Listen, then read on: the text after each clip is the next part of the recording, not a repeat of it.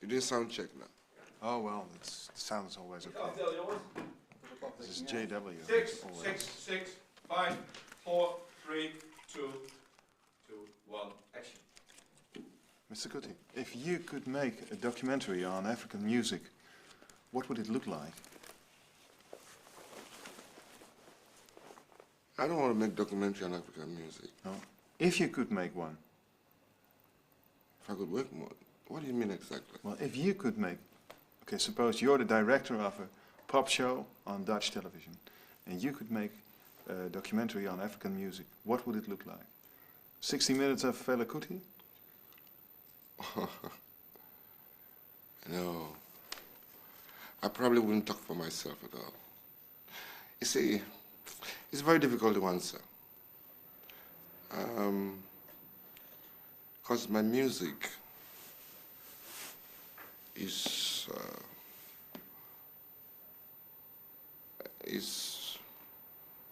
it's not for me to want to project myself as such. Mm-hmm. I do project myself because I do play the music. But what I really want to project is the happenings in the African continent itself. So I've never thought about wanting to write about African music or make a history out of it. No, I've never thought about it because my main preoccupation right now is what is making Africans retrogress. So music is only a very small part of it. Exactly. See, but music is a small part of it, but at the same time, I consider music to be effective, like a weapon to inform people. You see, okay, like, if I don't play my music now, I wouldn't be sitting here today to talk about the problems of Africa. So, my music is like an attraction to inform people, you see. Yeah. It is the information side of the music that is important. Because I don't really care about history of African music. Other people will write that. I prefer other people to write that. Okay, let's assume you're the man who wants to play music. There has been a few years that you couldn't play music, that you've been in prison, right? Yes. What happened? Why? I was in prison? Yeah. I was in prison simply because of what I talk about Africa. You see, the African leaders we have all over Africa today are very preoccupied with their own personal development, personal richness, you know. So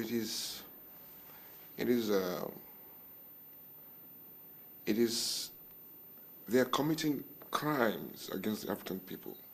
And they're not the right persons on and they're not the that right place. persons in that place. You see. So it is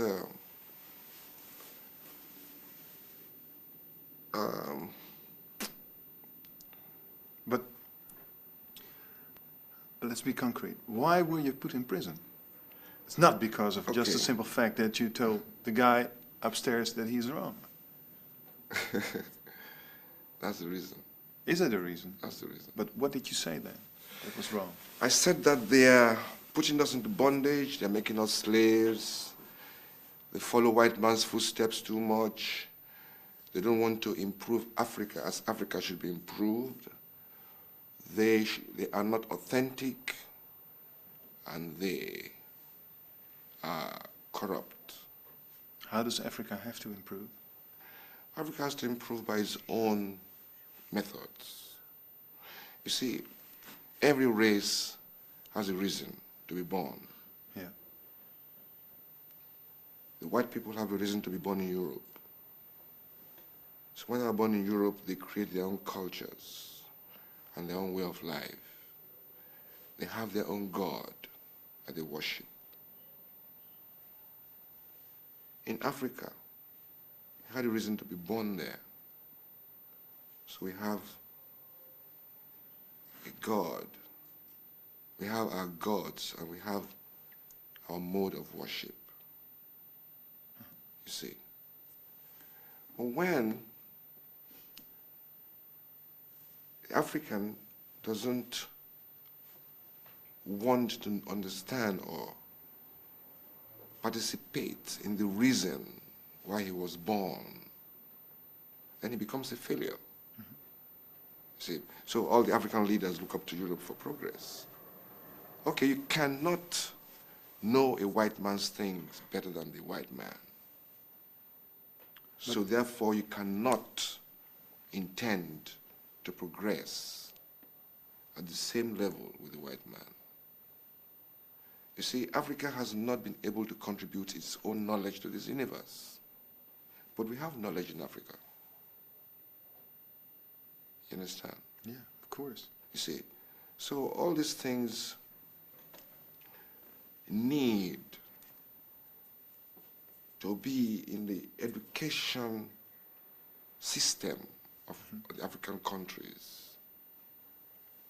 The fact that Africa must unite as one government must be in the education system in African countries.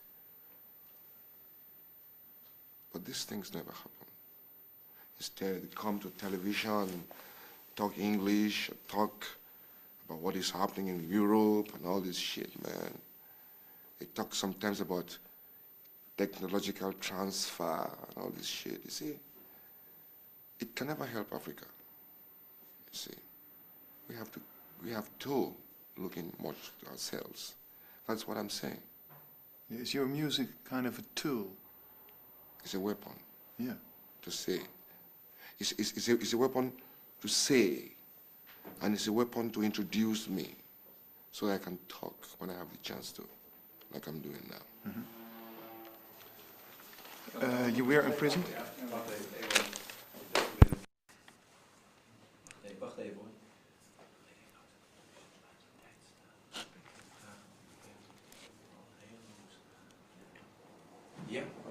You were in... Oh.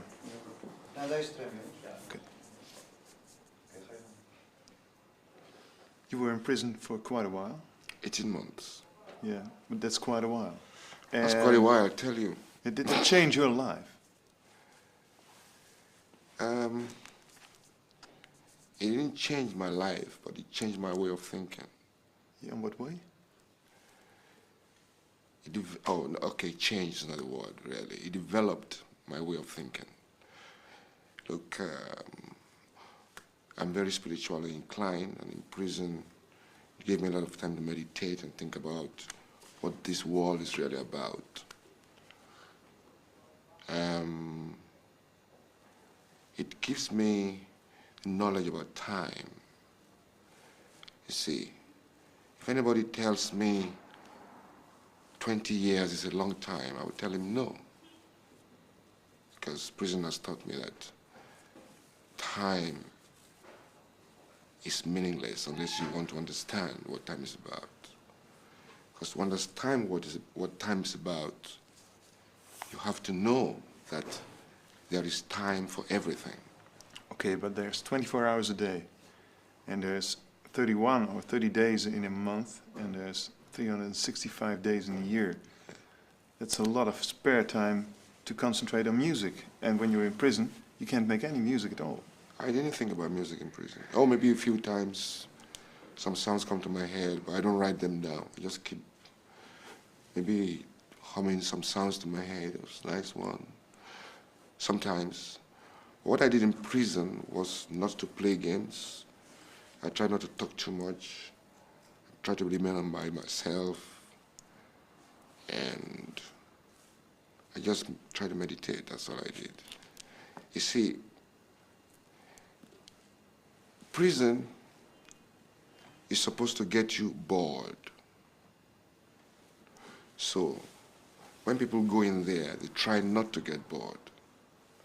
So I tell myself, okay, you want to get bored, you want to make me bored. Okay, I'm going to get myself bored so that I will not be afraid to go in next time. So I go in there to understand what boredom is about.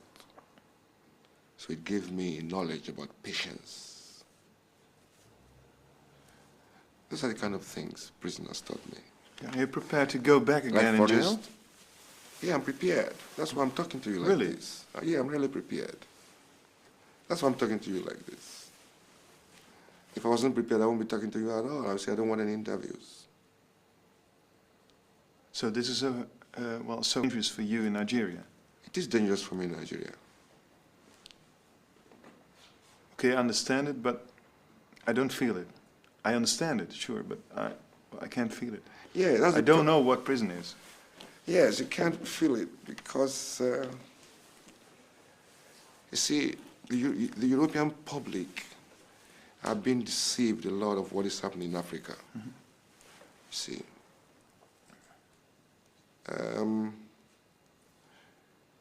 Because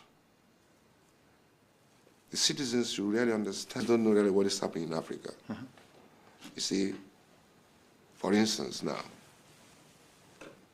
the citizens of Europe should be informed that British taught us democracy. America introduced democracy into Africa. Okay. There can never be a military rule in Britain or America. Never. They will not accept it because in their culture, they know that the soldier has his place in the society, and everybody understands that. Now they bring the same culture to my people, and the soldiers are now ruling many African countries. And America and Britain does business with these governments. But these governments cannot be legal governments because they are military governments, which they cannot accept in their countries. So that cannot be fair. These are the kind of things we're fighting about. Who's your greatest hero? Osajefo Kwame Nkrumah. Who? Osajefo Kwame Nkrumah of Ghana. And who's that? He was the first president of Ghana. He was the first to talk the way I'm talking. We're actually talking a lot about politics, but I'd like to go back to music again. How would you describe your music? See, my music is a kind of... You see, the way I started to write my music, it's like I was born a colonial boy. I went to colonial school. I went to England to study music and everything. Then something changed me completely to see that I was not playing African music by the time I started to work as a professional. Now, so I had to take myself back to my culture, started to read, find books to read, started to listen to a lot of traditional African music, tried to know the real history of African music. You know, this is my madness of commercialism. Mm-hmm. I didn't want to participate in the madness of gimmicks. I do not want African music to belong to the fashion where music comes and goes. Because where African music goes, it stays. See, so we don't want to involve ourselves in, at least I don't want to involve myself in commercialism. So that is what it is about my music. So you can't avoid it, I think. I can't avoid it. No, being a part of... I'm avoiding it. I don't get any... Okay, look at this. Okay, on this tour, for instance, I didn't have any tour support. All hotel bills, everything is paid from our fees. And I'm here on that tour. You see, it's a big sacrifice for me, but I have to bring my music for information for people to know.